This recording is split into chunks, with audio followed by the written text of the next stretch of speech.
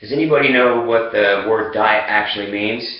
According to dictionary.com, the origin of the word diet is based on the Latin word dieta, meaning a manner of living or a way of life. Today I'm going to cover the paleo diet, okay? As an athlete and someone with numerous colleagues that follow the paleo diet, I know firsthand how much diet, not just paleo diet, but diet affects the body and performance. I'm going to go over what the paleo diet is, what it does for the body, the positives and negatives of the diet. Now, what I'm basing this on is just a generalization of the diet, as it can be tapered to fit a person's dietary needs based on their size, gain or lose weight, and their exercise intensity. So what is the paleo diet, or the Paleolithic diet, also sometimes called the Stone Age diet or the caveman diet? It's essentially a high-protein, low-carb diet, and it follows what our early ancestors would have eaten by hunting and gathering food. It cuts out processed foods, refined sugars, and most dairy products. So in this paleo diet, the foods you can eat, of course, is meat. Okay? Basically, if it has a face, you can eat it. That's chicken, turkey, pork, bacon, seafood, wild game, and shellfish, and many, many more. Just all within moderation, which I'll go over later in the speech.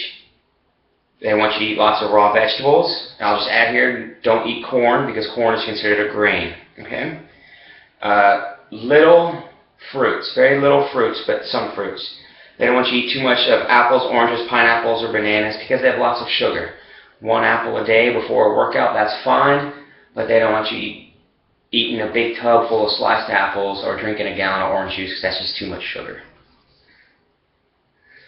Now, nuts. You can eat nuts too. Not peanuts, because peanuts are considered a legume.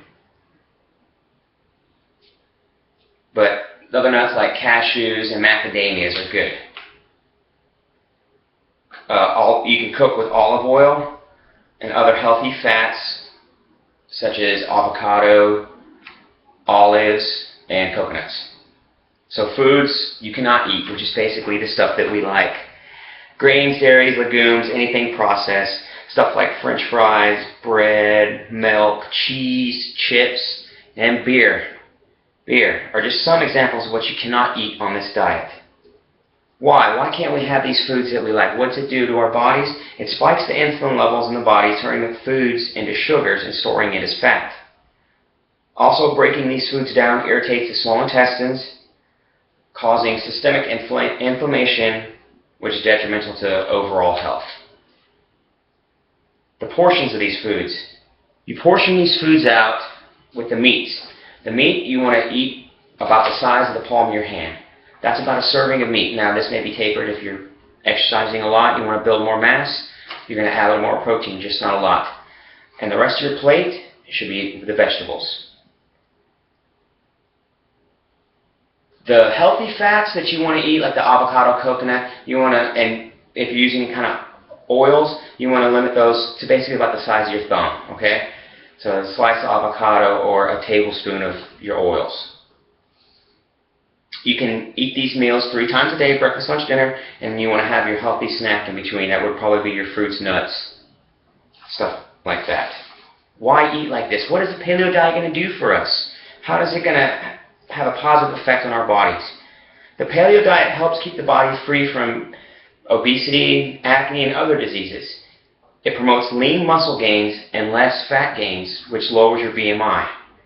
It also increases your metabolism and keeps the weight off. And it does this by making the body use the fats that you eat as fuel instead of the carbs. Okay? Think of it like a fire. You have a fire right here. Alright? If you add little twigs, dried leaves, stuff like these, are your carbs.